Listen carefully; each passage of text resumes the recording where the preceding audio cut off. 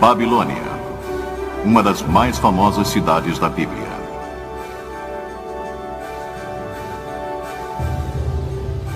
Babilônia, o império que dominou o mundo antigo como centro de comércio, de poder militar, de cultura e religião.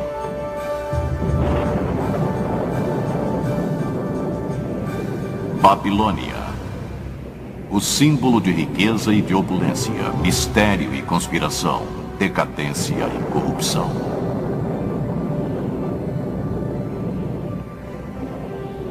Babilônia, a cidade imperial de Hammurabi e de Nabucodonosor, seu maior rei. Porém, em seu ápice, Babilônia subitamente desmorona numa única noite por decreto do próprio Deus.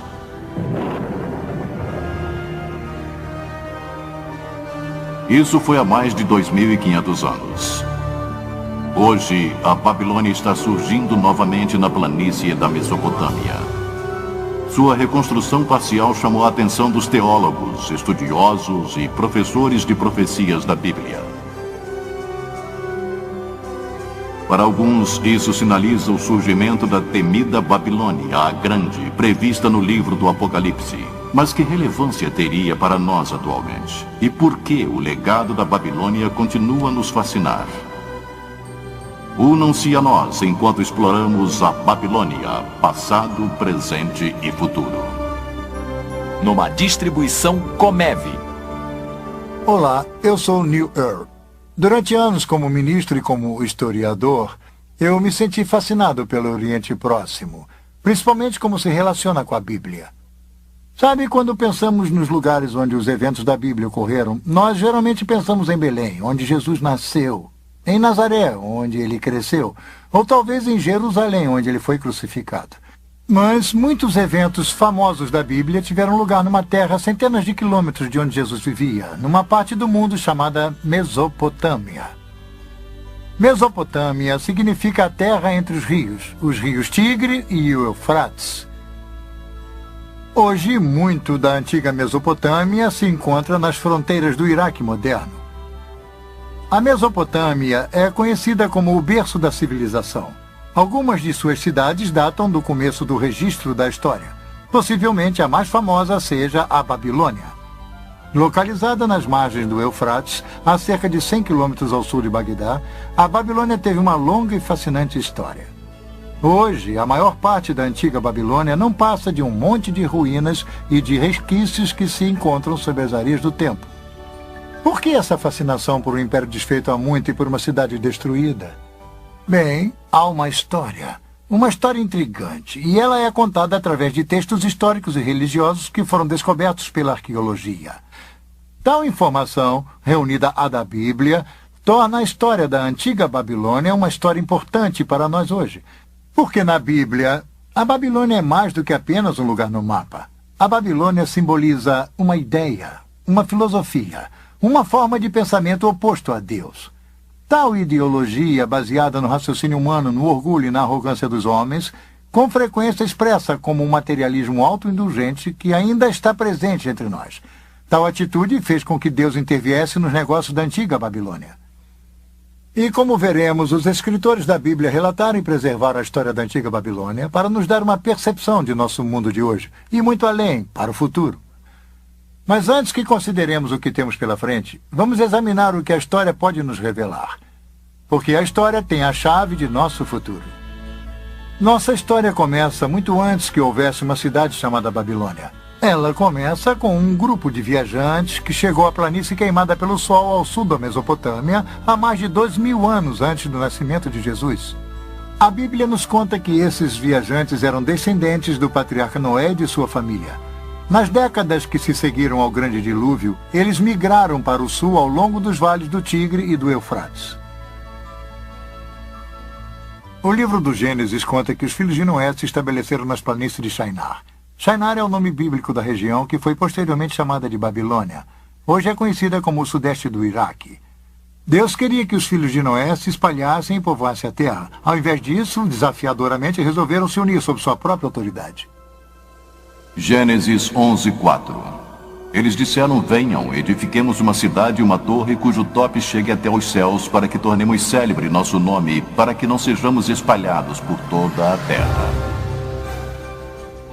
De acordo com o historiador do século I, Flavius Josephus, o líder dessa gente era Nimrod, o bisneto de Noé. A Bíblia nos conta que Nimrod era um poderoso guerreiro na terra. Sob sua liderança, o povo começou a construir uma grande torre. Nimrod queria criar um embevecimento, um encantamento. Ele queria construir um império. Ele queria manter o povo unido sob sua autoridade. A Torre de Babel, eu acho que ilustra tal propósito com perfeição, porque é exatamente o que eles tentaram fazer. Eles tentaram ser os criadores. Porque quando você para pensar nisso, o Gênesis apresenta a criação em termos de ter sido na forma e na natureza de Deus. E então nos tornamos pequenos criadores.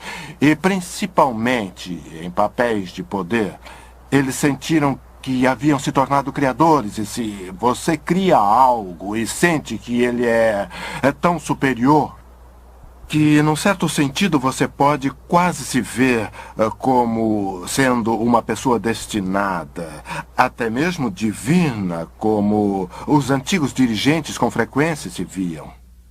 Para construir uma torre que chegaria aos céus. Isso não lhe soa familiar? Seria a tentativa antiga da humanidade de atingir o espiritual através do físico. Os artistas ofereceram suas impressões de como essa torre, a famosa Torre de Babel, poderia ter sido. Algumas delas bastante rebuscadas. Provavelmente não passava de um simples monte de tijolos e de terra, não muito diferente das torres mais recentes de templos chamadas ziggurats.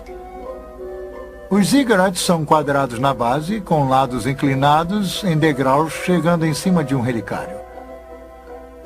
A planície de Shinar é plana. Uma construção de 30 e poucos metros pode ser vista a quilômetros de distância. A torre medieval de Samarra, por exemplo, localizada no norte de Bagdá, é um minarete espiral com cerca de 50 metros de altura. Sua proeminência através da região serve como um marco direcional conveniente. Na verdade, alguns viajantes medievais achavam que ela fosse a Torre de Babel. A Bíblia nos diz que Deus permitiu que os construtores trabalhassem na torre por uns tempos. Depois ele interveio. Gênesis 11, 5 e 9. E então desceu o Senhor para ver a cidade e a torre que os filhos dos homens edificavam, e disse: eis que o poro é um, e todos têm a mesma linguagem. Isto é apenas o começo. Agora não haverá restrição para tudo que intentam fazer. Vinde, desçamos e confundamos ali a sua linguagem, para que um não entenda a linguagem de outro. Destarte o Senhor os dispersou dali pela superfície da terra, e cessaram de edificar a cidade. E chamou-se-lhe por isso o nome de Babel, porque ali confundiu o Senhor a linguagem de toda a terra, e dali os dispersou por toda a superfície dela. Num ato súbito, Deus confundiu a linguagem do povo. Um balbucio de vozes surgiu nos andaimes. De repente, os encarregados e construtores não podiam mais se comunicar. O pânico reinava. A construção da cidade e de sua enorme torre sofreu uma interrupção abrupta. Na linguagem acadiana, o local da cidade inacabada ficou conhecido como o Portal de Deus. Porém, os hebreus a chamaram de Babel, baseados na palavra hebraica significando confundir. Babilônia não passa da forma grega de escrever a palavra hebraica Babel. De qualquer maneira, Babilônia e Babel são a mesma coisa. E Babilônia se referia à região centralizada em torno da cidade. A história da Torre de Babel foi criada para nos ensinar uma importante lição. A tolerância de Deus pelo orgulho e rebeldia aos humanos tem limite. E logo no início vemos Babilônia como se tornando o símbolo da oposição a Deus. O orgulho humano é um tema consistente sempre que a Bíblia menciona a Babilônia. Os sonhos grandiosos dos construtores da Torre de Babel criam um marco histórico importante. Nos dá nosso primeiro vislumbre de uma civilização organizada contra Deus. A Torre de Babel foi a primeira intervenção de Deus na história da Babilônia. E não seria a última. Mais de 2 séculos se passaram. Então encontramos a Babilônia reemergindo no cenário mundial, dessa vez com os amoritas. Eles criaram uma dinastia por volta de 2000 anos antes de Cristo. Os historiadores a chamam do Velho Império Babilônico. O mais famoso rei desse império foi um dirigente chamado Hammurabi. Hammurabi seja talvez mais conhecido por seu conjunto de leis que foram preservadas até hoje, o famoso Código de Hammurabi, um dos primeiros sistemas legais estruturados da história. As leis estão inscritas num pilar negro de diorito polido com mais de 2 metros de altura. Ele está cercado por um baixo relevo apresentando Hammurabi de pé diante da deusa do sol Shamash, deusa da justiça. O pilar possui mais de 4.000 linhas de escrita cuneiforme na língua acadiana, contendo 300 disposições legais. Elas cobrem negócios, crime, disputas familiares, interesses agrícolas e outros assuntos. Embora o código invoque punições graves, ele trouxe ordem e legalidade a uma terra onde o crime e a desordem há muito reinavam. A punição era veloz e certeira. Sob o domínio de Hammurabi, Babilônia conseguiu a supremacia militar na Mesopotâmia. Ele construiu um império de poder inigualável. Se estendia desde o Golfo Pérsico até os confins superiores do rio Tigre. A Babilônia se tornou um centro literário e cultural de destaque, a capital intelectual da Mesopotâmia. A civilização babilônica era altamente avançada. Textos matemáticos e astronômicos revelam que os antigos babilônicos criaram a hora de 60 minutos e o círculo de 360 graus. Hammurabi aumentou o reinado babilônico não apenas por conquistas, mas também através do comércio. A Babilônia ficava no entroncamento do comércio e da comunicação mundial. Caravanas traziam produtos raros e exóticos de locais distantes, cravos, originários das Ilhas Malucas ou das Ilhas das Especiarias da longínqua Indonésia, estavam dentre as muitas iguarias que eram importadas. A sedução da troca e do comércio, unida à religião, como iremos ver, sempre foi a chave para o sucesso e a dominância do sistema babilônico. A Babilônia, com seu nome original significando Portal de Deus, era um proeminente centro religioso e ostentava alguns dos mais ousados templos do mundo antigo. Como a maioria dos povos antigos, os babilônios adoravam muitos deuses. Sua religião se concentralizava na idolatria. Eles temiam as forças da natureza nos desertos ressequidos da Mesopotâmia. A linha entre a sobrevivência e a prosperidade era, na verdade, muito tênue. Chuvas demasiadas ou escassas demais poderiam acabar com todo o suprimento de alimento do ano. Os babilônios adoravam várias divindades, buscando nelas piedade e proteção, realizando intrincados e às vezes assustadores rituais. Os deuses precisavam ser aplacados. No mundo antigo, quem controlava a religião controlava as pessoas. Por isso não era de admirar que os babilônios acreditassem que seu rei reinava como o representante terreno de Deus. Eles foram um dos primeiros a fundirem a religião e a política num estado totalitário. Esse estado prosseguiu através da história. A idolatria permeava cada faceta da vida do antigo Oriente Próximo, e o problema era que a pessoa comum era praticamente totalmente afastada do conhecimento do verdadeiro Deus, o Deus da Bíblia. Isso, como veremos, também é um padrão babilônio. As leis de Hammurabi permitiram o rio a manter um controle rígido. Afinal, a Babilônia fora construída com trabalho escravo, e tal estado exigia uma completa subordinação do indivíduo a seu poder e a seus deuses. Os antigos monarcas eram totalitários. Enquanto reinavam, eles possuíam praticamente uma autoridade absoluta, porque eles eram o poder legislativo, judicial e o executivo, todos reunidos. Praticamente, em termos históricos, todos os reis, de certa forma, se estabeleceram como pequenos deuses. Há muito poucos reis que reconhecem Deus em termos de um poder maior do que o deles. Ou eles podem usar a linguagem, mas eles se consideram como estando acima da lei, como os intérpretes máximos da lei. Então, eu sempre digo que há apenas alguns reis que não se consideravam pequenos deuses. Hammurabi criou um dos maiores impérios do Antigo Oriente Próximo. Ele estabeleceu a base para uma civilização que iria perdurar por mais de 1000 anos após sua morte.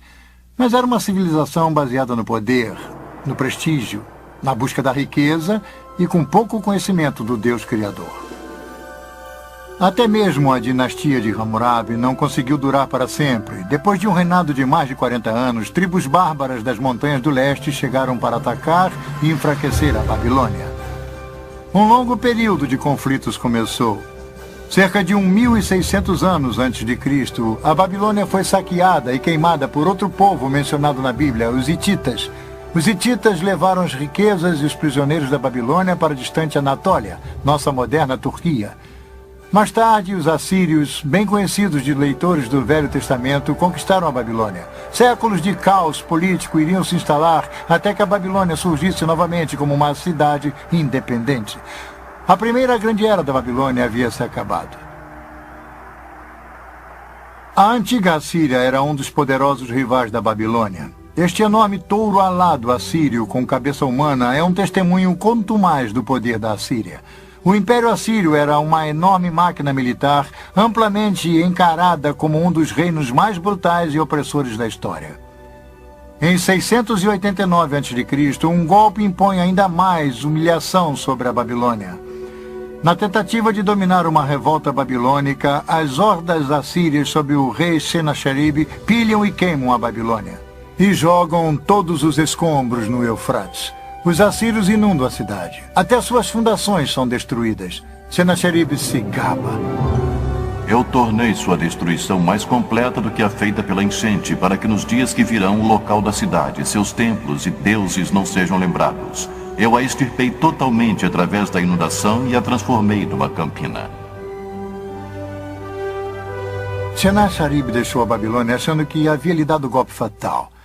Ele estava redondamente enganado. A Babilônia não se abate assim tão facilmente. Ela se ergueria novamente para aclamar sua vingança. E foi exatamente o que aconteceu. O local da Babilônia foi eventualmente ocupado e reconstruído pelos caldeus. Foram os caldeus que finalmente humilharam a orgulhosa Assíria. Foi no ano de 612 a.C. quando os caldeus atacaram as muralhas de Nínive, capital da Assíria. Nínive caiu. Foi totalmente destruída. Hoje, as ruínas de Nínive atestam a destruição quase total da antiga cidade. O desaparecimento de Nínive foi tão completo que só foi redescoberta há 150 anos. O poder da Assíria havia sido domado, mas sob os caldeus, Babilônia estava de volta com sua vingança. E aí está uma grande chave para a história e a profecia bíblica. A Babilônia. Esta grande cidade, este grande inimigo simbólico de Deus, emerge repetidamente do abismo da destruição. Ela reaparece sempre nos diversos estágios da história, influenciando o curso da civilização. A queda assíria deixou um vácuo que tanto o Egito quanto a Babilônia procuraram preencher. 1000 anos após a Era de Ouro de Hammurabi, a Babilônia finalmente tinha a chance de reganhar a proeminência e o prestígio que um dia foram seus.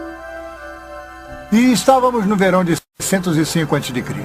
Forças babilônias bem armadas realizaram um ataque rápido e decisivo contra os egípcios. Suas forças se confrontaram em Caxemir, ao norte da Assíria. A batalha custou ao Egito seu controle do Oriente Médio. Agora, quase um milênio após Hammurabi, a Babilônia mais uma vez mantinha um poder indiscutível no antigo Oriente Próximo. Sim, a Babilônia estava de volta. Mas será que uma Babilônia ressurgente, reconstruída, poderia evitar a sorte que havia assolado a cidade de Nimrod e o império de Hammurabi? Somente o tempo iria dizer. Babilônia, passado, presente e futuro.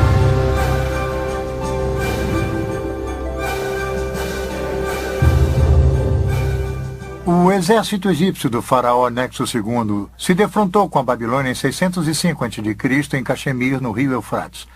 O combate foi acirrado. As perdas egípcias foram estarrecedoras. A batalha custou aos egípcios seu controle do Oriente Médio.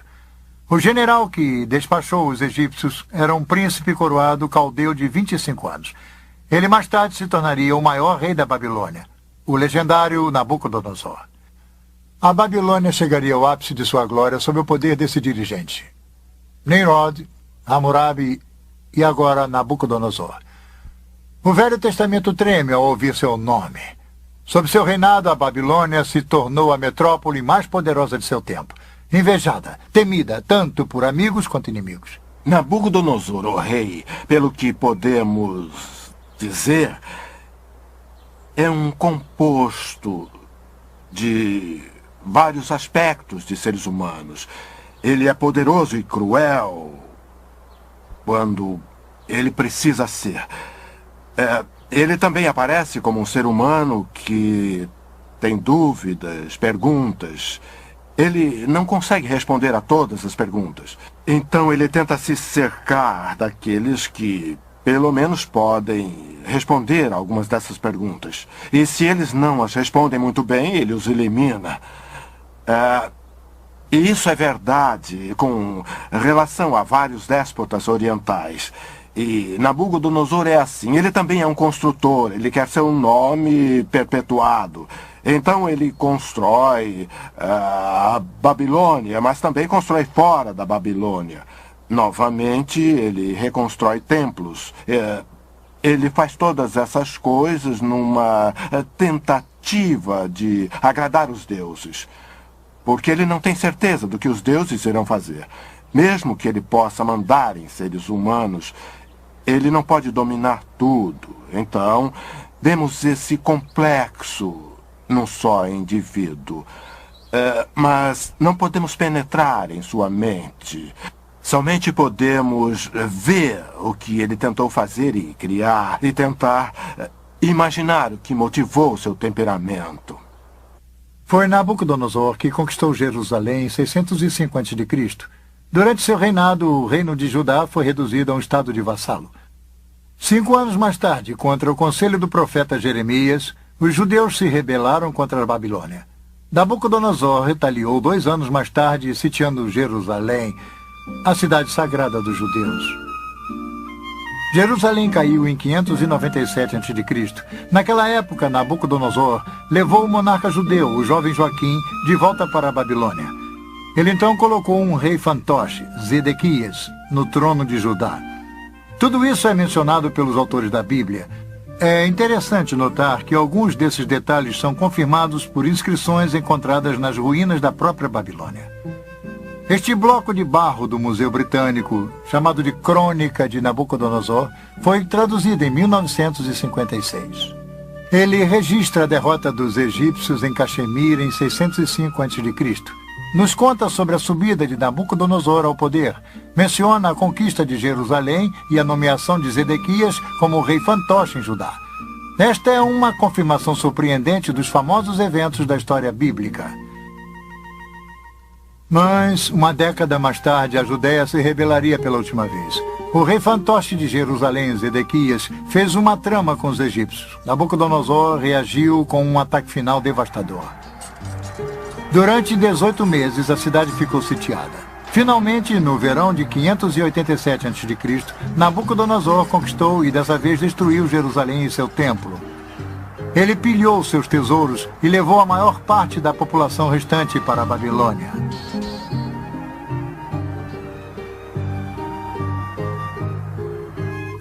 O reino da Judéia deixou de existir. Os judeus se tornaram um povo em exílio. Uma pungente lembrança disso é relatada no Salmo 137. Esta bela canção expressa a extrema tristeza dos judeus cativos, chorando por sua terra natal. By the rivers of Babylon, we sat down and wept when we remembered Zion.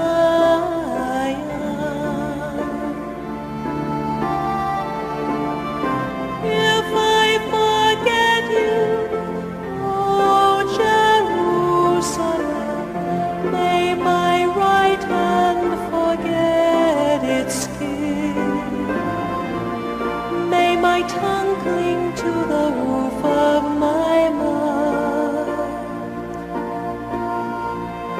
If I do not remember you, if I do not consider Jerusalem,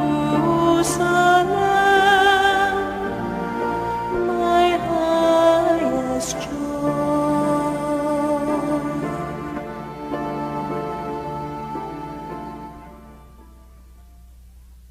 Babilônia estava no auge de sua glória quando os exilados judeus chegaram. Os cativos da Babilônia ficaram pasmos quando a viram.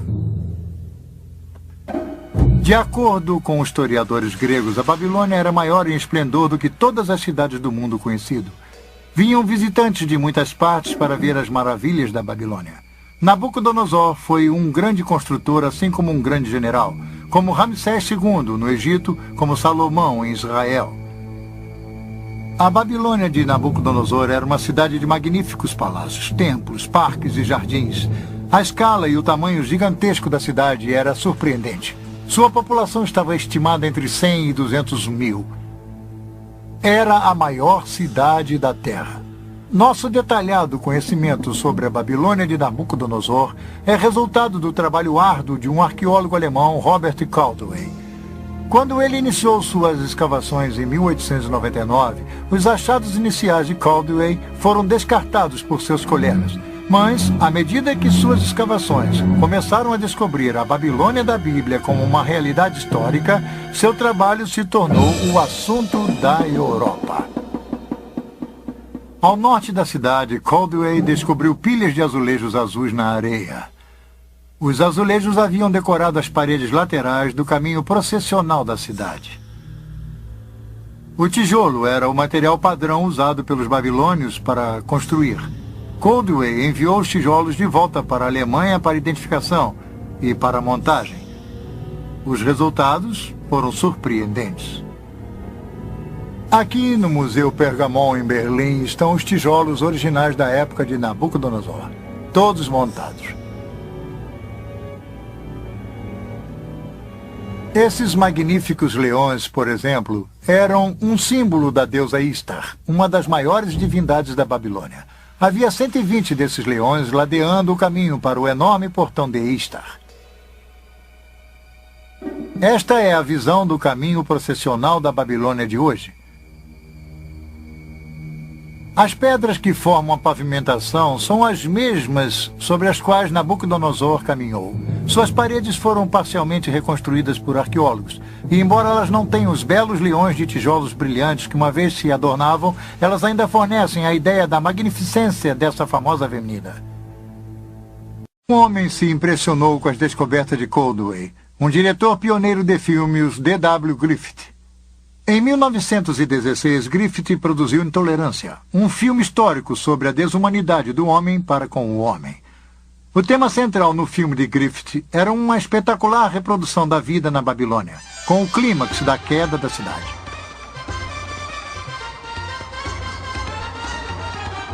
No filme, Griffith traz de forma mágica para a tela a magnificência e a grandiosidade da Babilônia de Nabucodonosor. Uma cidade que havia sido enterrada durante 25 séculos. Quando usamos a expressão esplendor pagão, ela poderia ter sido criada para a antiga Babilônia. Griffith mostra uma Babilônia de um grande esplendor arquitetônico. Uma Babilônia repleta de vida e de vitalidade. Suas ruas fervilhavam com mercadores, cartomantes, músicos ambulantes, agiotas, soldados, prostitutas, representantes dos governos, banqueiros e escravos.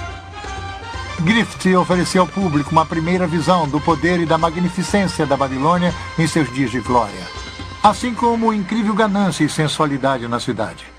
A Babilônia de Nabucodonosor tornaria pequenas muitas de nossas modernas cidades por seu tamanho e esplendor. Vamos conhecer sua imensa escala. A Babilônia tinha um formato quase quadrado, dividido ao meio pelo rio Eufrates. A cidade foi construída com precisão. Suas ruas retas e largas cruzavam umas às outras em ângulos retos, como a maioria das cidades de hoje. A Babilônia estava cercada por uma muralha defensiva dupla, circundada por um fosso. Era a cidade mais bem protegida do mundo antigo. De acordo com uma fonte antiga, as muralhas da Babilônia tinham mais de 100 metros de altura por 30 metros de largura. Havia espaço suficiente em seu topo para permitir que uma charrete puxada por 4 cavalos desse uma volta completa. Os babilônios achavam que suas muralhas eram impossíveis de serem escaladas ou de serem invadidas. Torres de defesa estavam posicionadas em intervalos regulares. Mas as muralhas da Babilônia eram apenas o começo de suas maravilhas. O caminho processional era a avenida principal, norte e sul da cidade. Ele possuía mais de 20 metros de altura, pavimentada com pedras e ladeada por leões esculpidos, e o caminho processional levava para o norte, para o grande templo dedicado ao deus Merodach. Era a rua mais impressionante do mundo antigo. Este é o portão de Istar, magnífico e imponente. Era um símbolo arrogante da Babilônia, do rei Nabucodonosor. Este era um dos 8 portões fortificados da antiga cidade. Eles o batizaram em homenagem a Istar, a popular deusa do amor.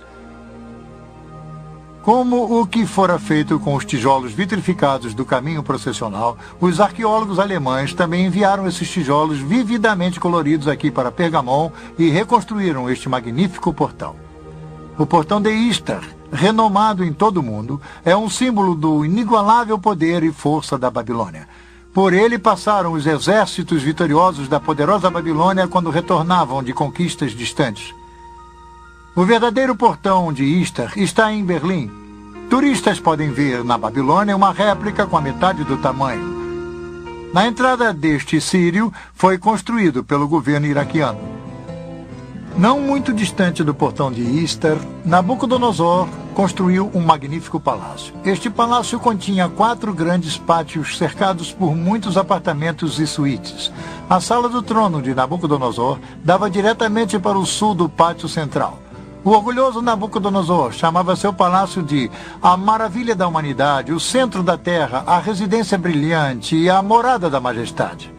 Essa reconstrução moderna nos dá uma ligeira ideia de como era o palácio na época de Nabucodonosor. Tijolos modernos, gravados com o nome Saddam Hussein, estão em cima dos tijolos antigos que tinham a marca do rei Nabucodonosor. Os novos tijolos substituem os tijolos quebrados e pilhados que formavam a parte superior do antigo palácio. Com um pouco de imaginação, podemos voltar no tempo e entrar no palácio. Passar pela entrada principal, cruzar o pátio leste para um segundo pátio e então para o grande pátio central. Este pátio central que está sendo reconstruído é uma área aberta que mede 66 metros por 60. Por aqui, há 25 séculos passados, passaram dignatários visitantes, embaixadores estrangeiros, oficiais da corte, escravos e exilados. Um pouco ao sul do pátio central está a grande sala do trono de Nabucodonosor. Vamos ver como é por dentro. A sala do trono mede 56 metros por 18. Ela se compara em tamanho com a famosa Sala dos Espelhos em Versalhes, na França. Aqui, parcialmente afastada para dentro da parede, ficava o trono de Nabucodonosor. No Museu Pergamon de Berlim, há uma reconstrução de um friso de tijolo vitrificado das paredes da Sala do Trono. Ela nos dá uma ideia da magnificência da arquitetura e da decoração do Palácio Real em seus dias de glória. Que lugar ele deve ter sido? O efeito devia ser surpreendente. E aí está a questão. A obra pública de Nabucodonosor foi realizada para gravar a glória de Babilônia e de seus deuses na mente de todos. Ligeiramente a oeste do palácio, ao longo do rio Eufrates, estão os famosos Jardins Suspensos da Babilônia, uma das 7 maravilhas do mundo antigo. Diz-se que Nabucodonosor construiu o Jardim Suspenso, na verdade um jardim em terraços, para agradar sua esposa favorita. Essa jovem rainha, desacostumada com o calor da baixa planície da Mesopotâmia, sentia a falta do frescor das montanhas e das florestas de sua terra natal. Muitos arqueólogos acreditavam que os jardins suspensos estariam situados perto do portão de Istar. E foi lá, no canto nordeste do palácio, perto do portão Istar, que o professor Caldwell havia descoberto uma estrutura incomum. Era uma cripta subterrânea consistindo de uma série de 14 cofres em arcas. Perto havia um poço singular com 3 vãos. Caldwell e outros arqueólogos concluíram que os cofres foram construídos para suportar um peso enorme, possivelmente as fundações para a construção dos jardins suspensos. Mas hoje em dia, muitos arqueólogos acreditam que as câmaras fechadas serviam como depósito e complexo administrativo. Os jardins, então, teriam, de forma mais lógica, sido construídos do outro lado do palácio, mais perto do rio. Imaginem o que era. A Babilônia estava em seu zênite. Suas muralhas altas mostravam brasões com os símbolos coloridos de um grande império. Babilônia era impressionante. mas também era notória por sua decadência e por sua sensualidade. Afastada do verdadeiro Deus, viciada ao comércio e à idolatria, a decadência mora e a corrupção em Babilônia chegaram a um tal nível que ela se tornou conhecida como o Poço do Vício. Essa seria uma distinção e tanto, principalmente com o clima licencioso que dominava o antigo Oriente Próximo. Novamente vemos a Babilônia como um símbolo de tudo que é oposto aos caminhos de Deus. Obcecado por seus prazeres malévolos e repleto de orgulho por seus grandes feitos, o povo da Babilônia, assim como seu rei, se encaminharam para o seu dia de ajuste de contas. É fácil ver como as pessoas podiam ser seduzidas pela riqueza, poder e pela visível sensualidade da Babilônia de Nabucodonosor. Através da riqueza e das atrações comerciais da Babilônia, o povo do Antigo Oriente Próximo era atraído a servir aos deuses da Babilônia, Merodach e Istar. Como veremos a seguir, a cidade da Babilônia, conforme descrita no livro do Apocalipse, também é uma mistura de idolatria e poder comercial. Outro marco dominante da Babilônia de Nabucodonosor era uma torre de 7 estágios ou um zigurat. Esta grande edificação julga-se ter sido construída no local da Torre de Babel original, feita por Nimrod. O zigurat estava localizado a cerca de 800 metros ao sul do Palácio Real. Com quase 100 metros de altura, tinha mais ou menos a mesma altura que a Estátua da Liberdade no porto de Nova York. Os babilônios a chamavam de Etemenanque, a casa da fundação dos céus e da terra. Ela possuía em seu topo um templo coberto com tijolos brilhantes azuis. Nabucodonosor se gabava. Eu ergui o pináculo da torre de estágios para que seu topo rivalize com os céus. A atitude de Nimrod estava viva e presente. Nada mais resta do zigurat hoje em dia, somente os resquícios de tijolos de sua base. A torre foi há muito tempo pilhada em seus tijolos e agora é simplesmente um buraco no chão. Oposto ao zigurat havia um enorme templo, o Templo de Merodach. Ele abrigava uma grande estátua de Merodach que diz-se era feita com 22 toneladas de ouro. Ele era comumente chamado de Bel, significando Senhor. Do relicário de Merodach, Nabucodonosor espalhou o conhecimento de Bel através do Antigo Oriente Próximo. Este é um dos motivos pelo qual o profeta Jeremias cita Merodach numa profecia que predizia a queda da Babilônia. Jeremias 52. A Babilônia será tomada, Bel está confundido e Merodach abatido. Cobertas de vergonha estão as suas imagens e seus ídolos tremem de terror. Porque do norte subiu contra ela uma nação que tornará deserta a sua terra e não haverá quem nela habite. Assim, os homens como os animais fugiram e se foram.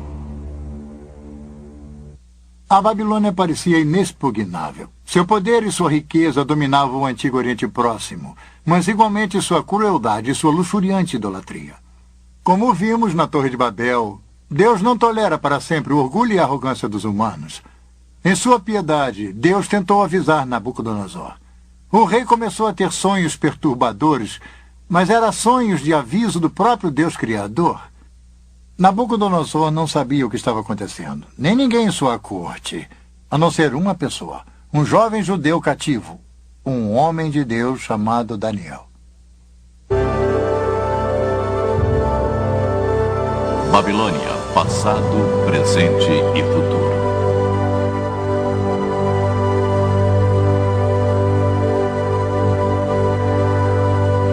Nabucodonosor construiu o maior império do Antigo Oriente Próximo. Como general, ele era invencível. E também era um regente astuto. Quando os exércitos do rei haviam levado Daniel e outros proeminentes cidadãos de Jerusalém para a Babilônia, Daniel foi colocado na própria corte de Nabucodonosor. Os reis antigos, com frequência, escolhiam estrangeiros para preencher postos chaves, porque eles não eram uma ameaça ao trono, o que alguém de sua própria identidade étnica ou nacional poderia ser. Então, eles usavam um estrangeiro, como um judeu, porque usavam sua habilidade e, ao mesmo tempo, não se sentiam ameaçados por tal indivíduo. Dentre esse grupo seleto, Daniel e seus 3 companheiros, Sadraque, Mesaque e Abednego, embora eles fossem cativos, permaneceram leais ao verdadeiro Deus, ao Deus de Israel. Suas experiências em resistir ao materialismo e à idolatria estão entre as melhores histórias conhecidas da Bíblia. Quando os 3 amigos de Daniel se recusaram a adorar uma estátua de ouro que Nabucodonosor havia colocado, o rei, envaidecido, os condenou à famosa fornalha ardente. Daniel 3, 19 e 25. Então Nabucodonosor se encheu de fúria e, transtornado o aspecto de seu rosto contra Sadraque, Mesaque e Abed-nego, ordenou que se acendesse a fornalha 7 vezes mais do que se costumava. Ordenou aos homens mais poderosos que estavam no exército que atassem a Sadraque, Mesaque e Abed-nego e os lançassem na fornalha de fogo ardente. Então estes homens foram atados com os seus mantos, suas túnicas e chapéus e suas outras roupas e foram lançados na fornalha sobremaneira acesa. Porque a palavra do rei era urgente e a fornalha estava sobremaneira acesa. As chamas do fogo mataram os homens que lançaram de cima para dentro a Sadraque, Mesaque e Abed-nego. Estes 3 homens caíram atados dentro da fornalha sobremaneira acesa. Então o rei Nabucodonosor se espantou e se levantou depressa e disse a seus conselheiros: Não lançamos nós 3 homens atados dentro do fogo? Responderam ao rei: É verdade, ó rei. E ele tornou e disse: Eu, porém, vejo 4 homens soltos que andam passeando dentro do fogo sem nenhum dano, e o aspecto do quarto é semelhante a um filho dos deuses. Para ganhar vantagem, Nabucodonosor chamou Sadraque, Mesaque e Abed-nego para ficarem ao seu lado. O fogo não havia feito mal a seus corpos, nem eles cheiravam a fumaça. Numa reviravolta surpreendente, Nabucodonosor louvou o Deus que enviou seu anjo para salvá-los e os promoveu a altas posições em seu reino. A relação entre Daniel e Nabucodonosor era de fato estranha. De um lado havia Nabucodonosor, rei pagão do mundo conhecido, cujos feitos ousados se baseavam na força militar e no trabalho escravo. Do outro, um jovem escravo judeu, trazido de sua terra natal para a Babilônia. Um servo do verdadeiro Deus, e apesar disso, leal a seu rei. Nabucodonosor é apresentado como sendo, pelo menos no livro de Daniel, relativamente simpático ao Deus de Israel e ao Deus de Daniel.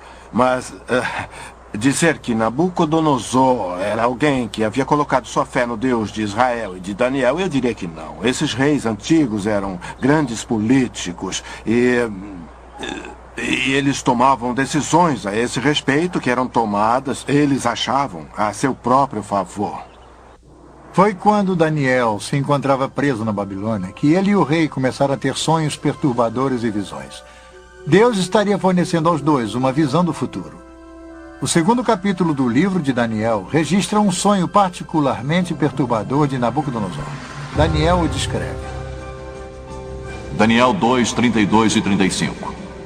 Tu, ó reis, estava vendo, e eis que aqui uma grande estátua, esta que era imensa e de extraordinário esplendor, estava em pé diante de ti, e a sua aparência era terrível. A cabeça era de fino ouro, o peito e os braços de prata, o ventre e os quadris de bronze. As pernas de ferro, os pés em parte de ferro, em parte de barro. Quando estavas olhando, uma pedra foi cortada sem auxílio de mãos, feriu a estátua nos pés de barro e ferro e os esmiuçou.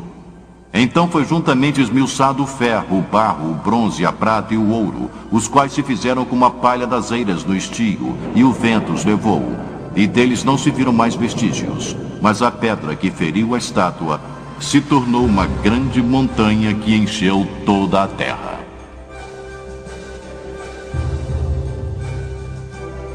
Não foi à toa que este sonho perturbou Nabucodonosor. Daniel disse ao rei o que havia visto e lhe fez uma interpretação, uma revelação do próprio Deus. A cabeça de ouro era o império de Nabucodonosor.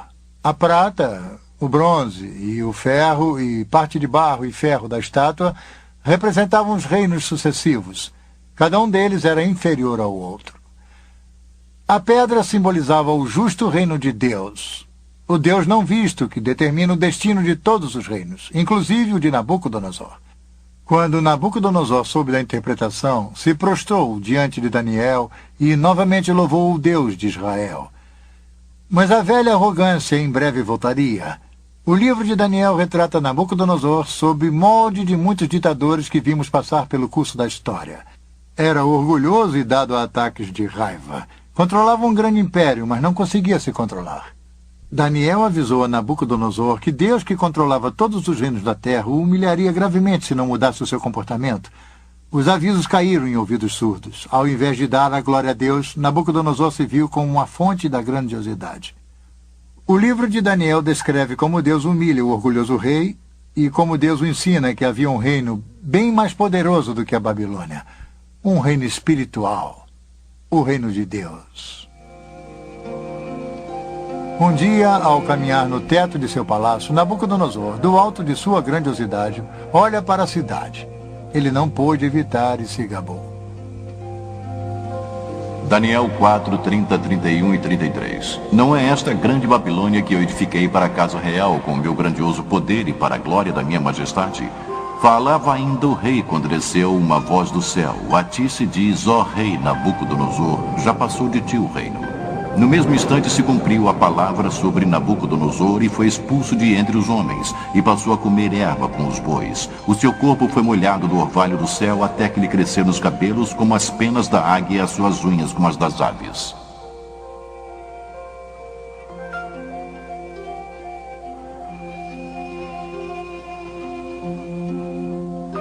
Ele foi vencido pela insanidade.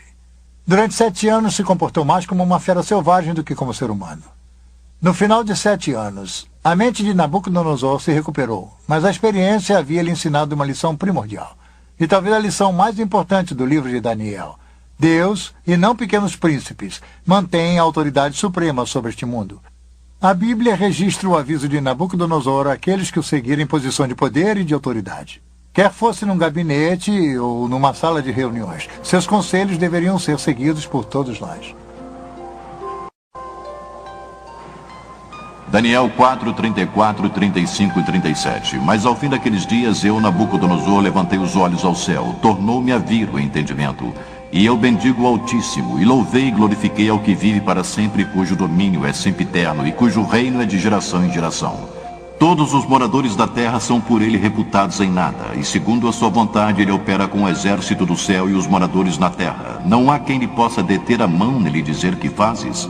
Agora, pois, eu, Nabucodonosor, louvo, exalto e glorifico ao Rei do céu, porque todas as suas obras são verdadeiras e os seus caminhos justos, e pode humilhar os que andam na soberba. Mas se Nabucodonosor aprendeu uma lição importante, seus descendentes não aprenderam. Após um reinado de 43 anos, Nabucodonosor morreu em 562 a.C. Foi sucedido por 4 reis num período de 7 anos, cada sucessor mais fraco do que o outro. O último rei de Babilônia foi Nabonide ou Nabone. Ele assumiu o trono em 55 a.C.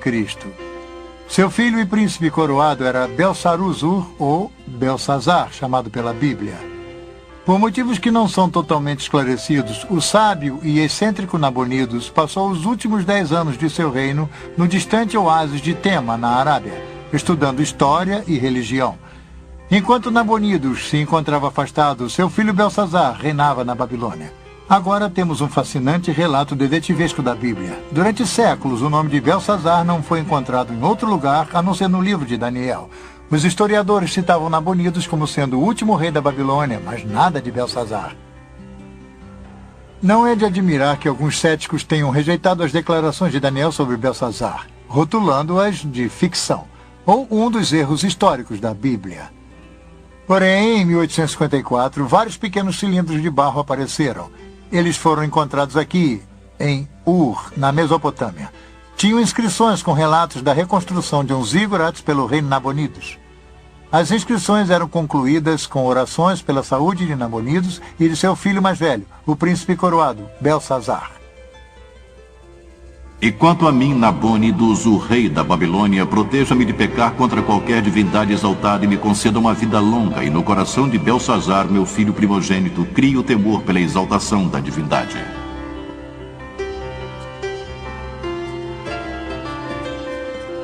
Tal achado arqueológico é importante para a história de Daniel, porque a inscrição esclarece o comando de Belsazar no 5º capítulo, versículo 29 de Daniel. É aí que Belsazar proclama Daniel como o 3º maior regente do reino. Nabonidos era o 1º, Belsazar o 2º e Daniel o 3º. Este é um exemplo notável da precisão da Bíblia. Foi durante o reino de Belsazar que Deus deu a seu profeta Daniel outra importante visão. Novamente, ele avistou um quadro profético. Daniel viu uma sucessão de impérios que iriam controlar o antigo Oriente Próximo a partir de seus dias. Daniel 7, 3 e 7. 4 animais grandes diferentes uns dos outros subiam do mar. O primeiro era como leão e tinha asas de águia. Enquanto eu olhava, foram-lhe arrancadas as asas. Foi levantado da terra e posto em 2 pés como homem, e lhe foi dada a mente de homem. Continuei olhando e eis aqui o segundo animal, semelhante a um urso, o qual se levantou sobre um dos seus lados. Na boca, entre os dentes, trazia 3 costelas e lhe diziam: levanta-te, devora muita carne. Depois disto, continuei olhando e eis aqui outro, semelhante a um leopardo, e tinha nas costas 4 asas de ave. Tinha também este animal 4 cabeças e foi-lhe dado domínio. Depois disto, eu continuava olhando nas visões da noite, e eis aqui o 4º animal, terrível, espantoso e sobremodo forte, o qual tinha grandes dentes de ferro.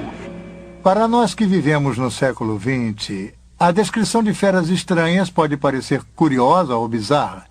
Mas para os antigos, criaturas que pareciam mistura de feras eram bem mais familiares. Surge então um ponto importante para entender a profecia.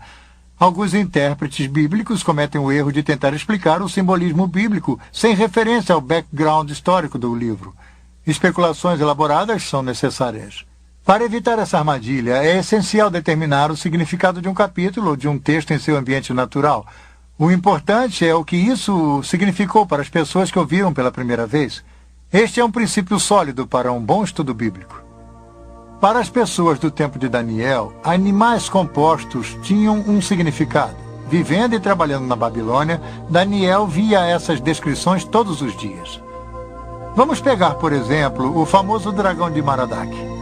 Era o tema de decoração preferido da cidade, utilizado por artistas para ornamentar o portão de Istar. É uma fera híbrida ou composta. Tem as patas dianteiras de um felino, as patas traseiras têm garras como uma ave de rapina, a cabeça tem 2 chifres como a víbora árabe com chifres, e o rabo termina num ferrão de escorpião.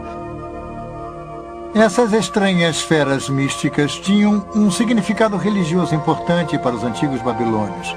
Então, quando Daniel registrou os animais estranhos em sua visão, no capítulo 7, ele se deu conta que a visão iria ser significativa para a Babilônia. Um anjo explicou a Daniel que as 4 bestas eram os 4 impérios que iriam dominar o antigo Oriente Próximo. O leão alado significava a própria Babilônia. De forma interessante, o leão da Babilônia é encontrado até hoje no antigo local da cidade. Em 1776, depois de Cristo, aldeões do Iraque descobriram este monumental leão de basalto. Isto confirma que o leão era o símbolo da deusa Istar e da própria Babilônia. O leão está de pé sobre um inimigo caído, preso embaixo de suas patas. As costas do leão têm marcas indicando que seriam para as celas de Istar. Uma mulher cavalgando uma fera? Esta seria uma imagem significativa mais tarde no livro do Apocalipse. De acordo com muitos comentaristas, o urso da visão de Daniel simbolizava os medas e os persas, e com certeza o império medo-persa substituiu o babilônico. O leopardo de 4 cabeças tem 4 asas e representava Alexandre o Grande e as 4 divisões de seu império. A 4ª besta foi identificada por comentaristas como sendo a correspondência ao Império Romano. O livro de Daniel é um retrato vívido da transição do reino do leão da Babilônia para o reino do urso. Está numa das mais famosas cenas da Bíblia. Em outubro de 539 a.C., aparentemente durante a festa de Ano Novo, Belsazar pretendia fazer um grande banquete. O rei havia convidado 1000 homens mais distintos do império. Ele não fazia ideia do que aconteceria. Esse banquete se tornou incomum pelo fato de ter ocorrido enquanto os persas tomavam a Babilônia. Mesmo assim, a fé de Belsazar repousou nas fortes muralhas. Esse excesso de confiança fatal seria seu erro. Foi durante o banquete, numa grande demonstração de arrogância diante de Deus, que Belsazar ordenou que servissem vinho. Ele então brindou os deuses da Babilônia. Fez isso com as mesmas taças de ouro que seu avô, Nabucodonosor, havia pilhado do templo em Jerusalém. Repentinamente, um fato estranho e aterrorizador ocorreu, bem aqui na sala do trono de Belsazar. Uma misteriosa mão desencarnada apareceu do nada e começou a escrever em letras brilhantes na parede do rei. Daniel 5, 5 e 6. No mesmo instante apareceram os dedos de mão de homem e escreveriam defronte do candeeiro na caiadura da parede do palácio real, e o rei via os dedos que estavam escrevendo. Então se mudou o semblante do rei e os seus pensamentos o turbaram. Então entraram todos os sábios do rei, mas não puderam ler a escritura nem fazer saber ao rei a sua interpretação. Daniel 5, 13 e 17. Então Daniel foi introduzido à presença do rei e disse: todavia lerei ao rei a escritura e lhe farei saber a interpretação.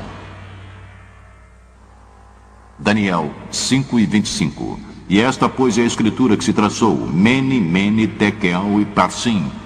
Esta é a interpretação de cada palavra. Mene, contou Deus o teu reino e deu cabo dele. Tekel, pesado, foste na batalha e achado em falta. Pere, seu reino foi dividido e dado aos medas e aos persas.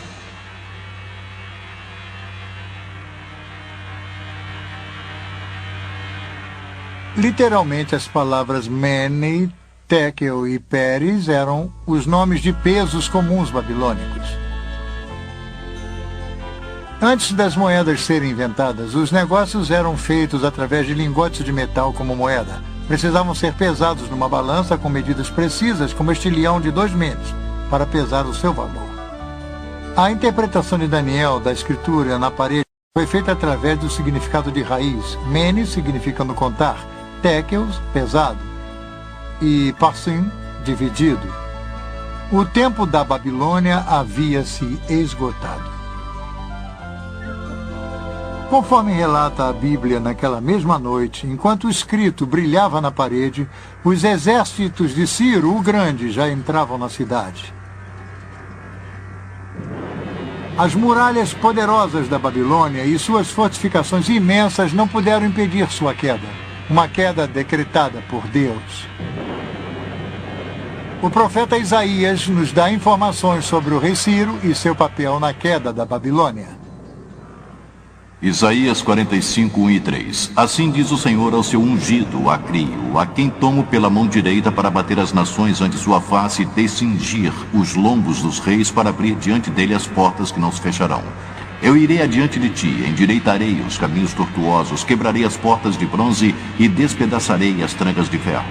E dar-te-ei os tesouros escondidos e as riquezas encobertas, para que saibas que eu sou o Senhor, o Deus de Israel, que te chama pelo teu nome.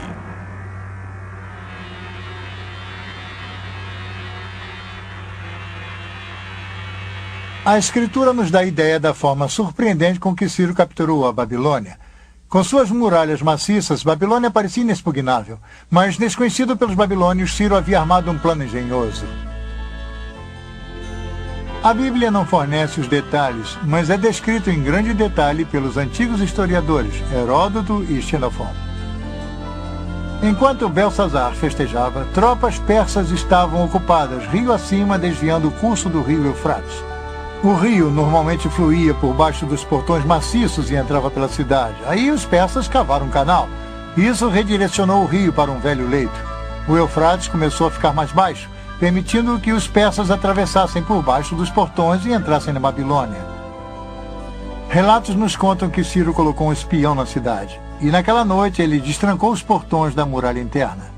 Através desses portões, o exército de Ciro entrou na cidade e os babilônios foram totalmente surpreendidos.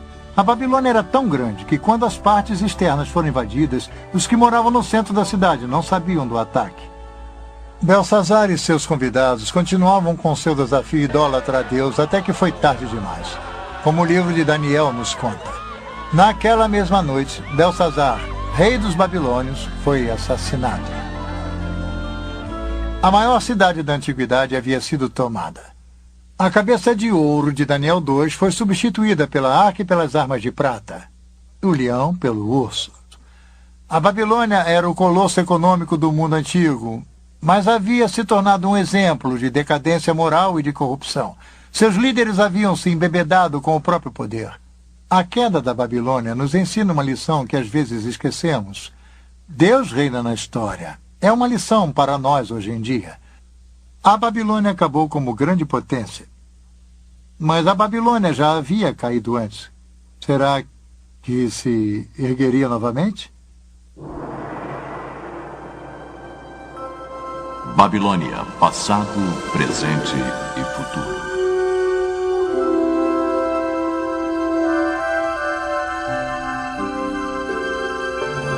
Nós seguimos a ascensão e queda da Babilônia, desde Nimrod a Belsazar.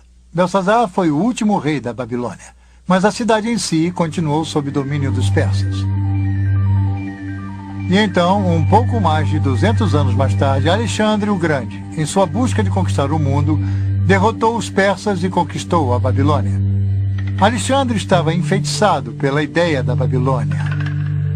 O pensamento de que todo mundo poderia ser unificado sob uma civilização, uma cidade, um homem. Mas os sonhos de Alexandre de uma unidade mundial morreram com ele na Babilônia em 323 a.C., no próprio trono de Nabucodonosor. Nos anos que se seguiram, a cidade começou a se deteriorar. Na época de Jesus, os palácios e templos da Babilônia já haviam sucumbido. Tempestades de areia haviam enterrado os parques e aquedutos, até mesmo o Eufrates havia mudado de curso. Um imperador romano visitou a Babilônia 85 anos após a morte de Jesus e não encontrou nada além de seixos, pedras e ruínas. Hoje, o superpoder do mundo antigo jaz desolado e esquecido. Seus palácios, templos, parques e jardins, suas ruas e avenidas largas são apenas pós e escombros. Tijolos partidos com o nome de Nabucodonosor estão jogados aos montes pelo local. Somente uma pequena parte do que um dia foi uma grande cidade foi restaurada como parque arqueológico, e mesmo assim apenas em parte. A maior parte da vasta metrópole permanece um deserto abandonado, não sendo mais a cidade viçosa de seus dias de glória. Ela jaz desocupada, abandonada e esquecida. Isaías 13, 19 e 20. Babilônia, a joia dos reinos, a glória e orgulho dos caldeus, será como Sodoma e Gomorra quando Deus as transtornou. Nunca mais será habitada, ninguém morará nela de geração em geração.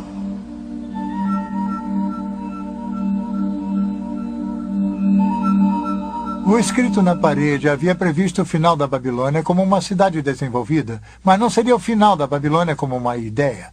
Até mesmo Alexandre o Grande ficou seduzido pelo legado, e quando chegamos ao Novo Testamento, encontramos que a Babilônia se torna mais do que uma mera localidade geográfica. A Babilônia simboliza uma ideologia, uma atitude, a epígrafe de uma civilização organizada em oposição a Deus. Eu descreveria a Babilônia como sendo uma cidade que simboliza em escritura aquela na qual haveria o auge do poder humano e como ele reina, conquista e tudo mais através da história. Mas, em resumo, como seus regentes eram corruptos, ela, na verdade, tem o que merece no curso da história humana, porque aqueles que a governaram se consideravam pequenos deuses. Aí é que está a questão. Em todas as épocas, o povo de Deus viveu em meio a uma Babilônia espiritual, um mundo sem Deus. Em tal mundo, um mundo em busca do físico e do material, motivado pelo lucro, pouco se tem pensado ao reino espiritual, ao reino de Deus. Isso seria, como vimos, o padrão babilônico. E, nesse sentido, a Babilônia continua presente. Quando o Novo Testamento quer retratar o mal e o desafio a Deus até suas últimas consequências, usa a expressão que agora podemos muito bem relacionar a Babilônia a Grande. A expressão é encontrada no último livro da Bíblia, o misterioso Apocalipse ou o livro das profecias. O Apocalipse foi escrito sob uma notável visão de Deus dada a um homem chamado João.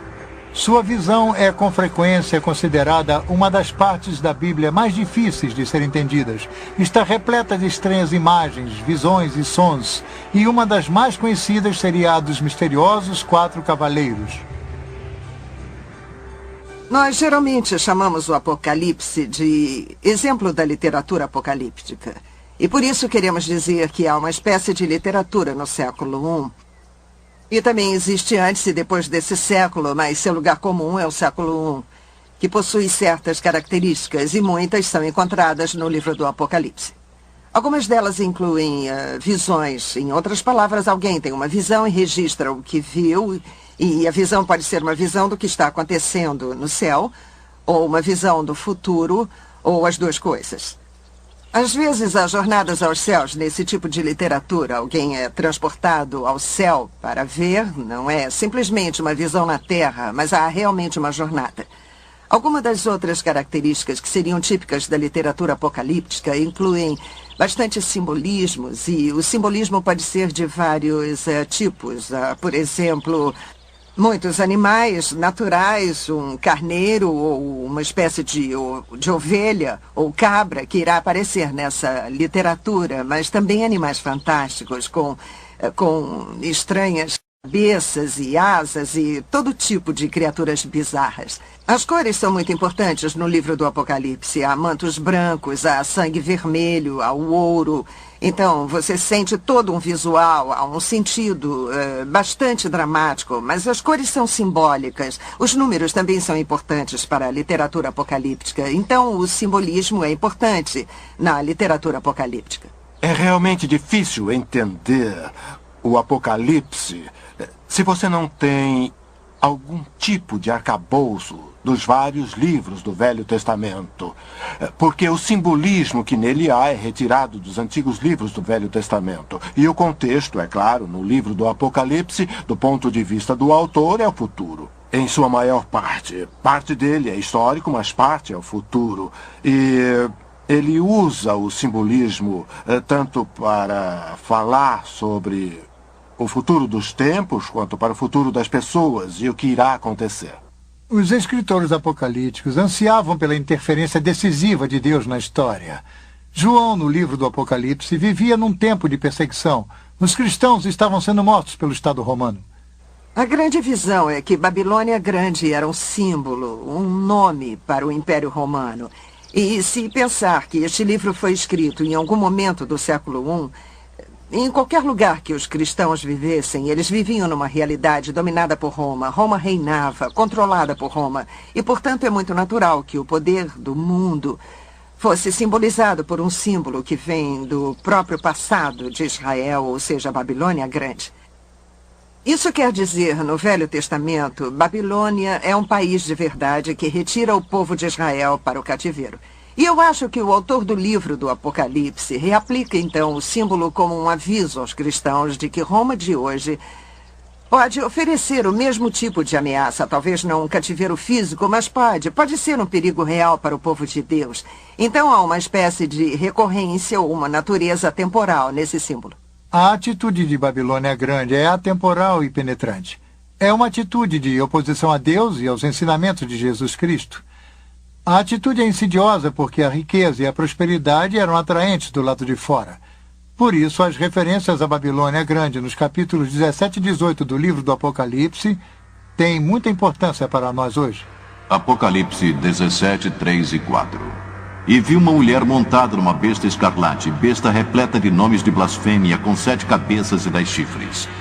Achava-se a mulher vestida de púrpura e de escarlate, adornada de ouro, de pedras preciosas e de pérolas. Na sua fronte estava escrito o nome, mistério, Babilônia a Grande, a mãe das meretrizes e das abominações da terra. Então o anjo me disse, a mulher que viste é a grande cidade que domina sobre os reis da terra.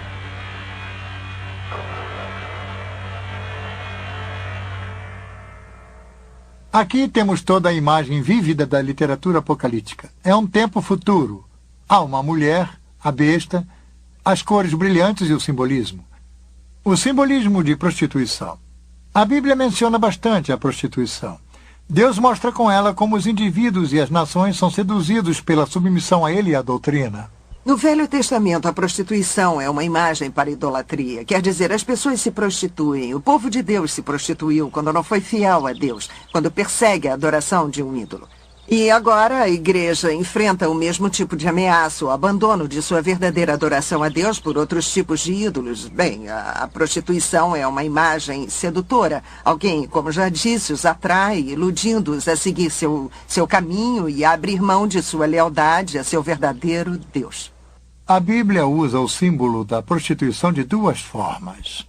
A prostituição seria adorar falsos deuses. Mas há uma outra forma em que a Bíblia descreve a prostituição, e isso também se refere a outras nações que não sejam Israel. Mas conforme um estudioso do Novo Testamento, George Eldon Ladd, explica, a prostituição também significa a prostituição de tudo para o ganho comercial.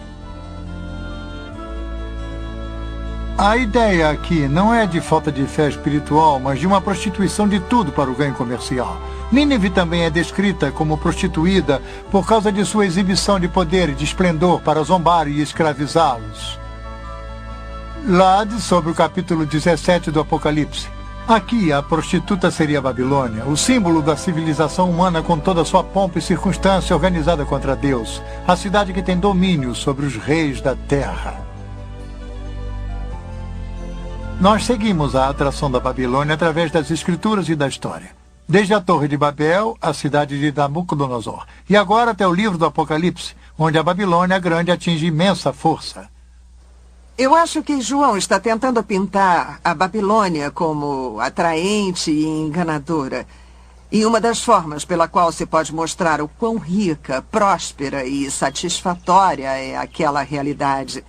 E ela pode embalar os cristãos a um falso sentido de segurança. Então é um aviso para eles, mostrando a sedução dessa visão particular do mundo.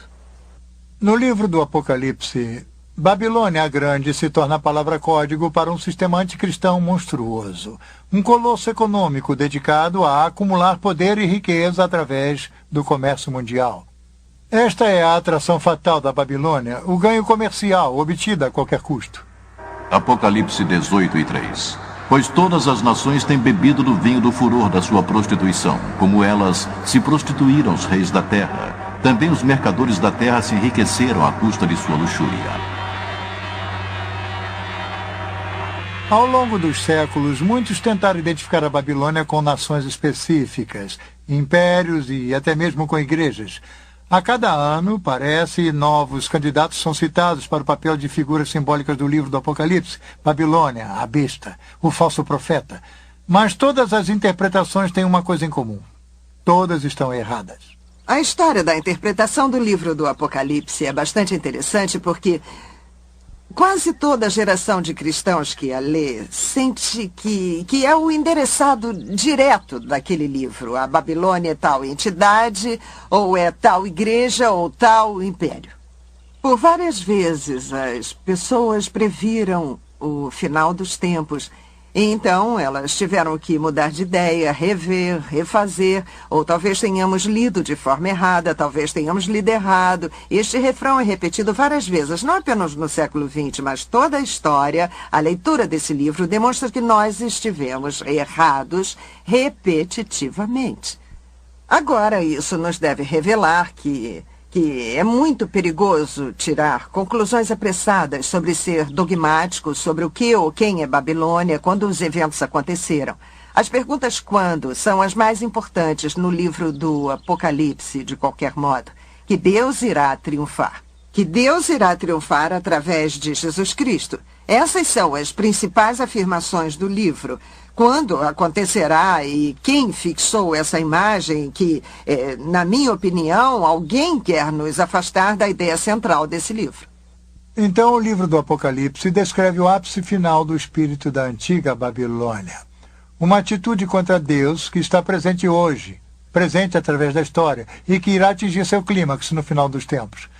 Mas não importa o que haja pela frente, o triunfo supremo de Deus sobre todas as coisas está assegurado.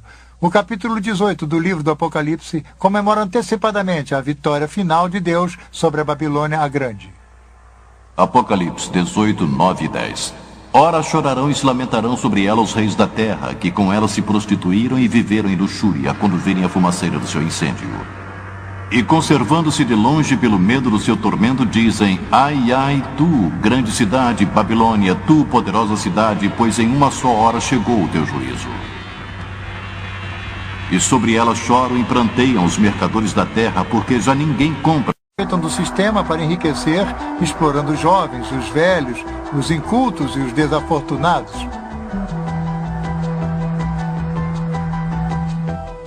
Os cristãos não estão imunes às seduções do sistema babilônico.